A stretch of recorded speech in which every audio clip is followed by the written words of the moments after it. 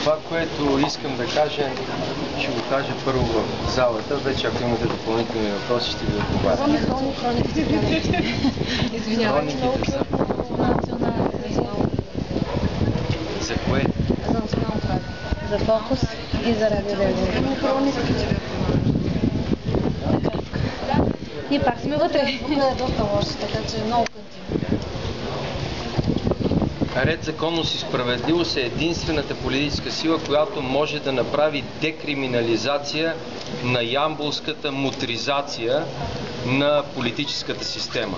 Тук 20 и няколко години типове, които нямат нищо общо с обикновените хора, се опитват да манипулират обществото и да бъдат вечно на власт. Ред, законност и справедливост има енергията, силата и компетентността да се справи с всичкото наследство, което е безкрайно негативно, и да сложи нов ред в Ямбол. РЗС може да гарантира на ямболци нови работни места, инвестиции чрез нашите партньори от Съединените щати, от Великобритания, от Израел.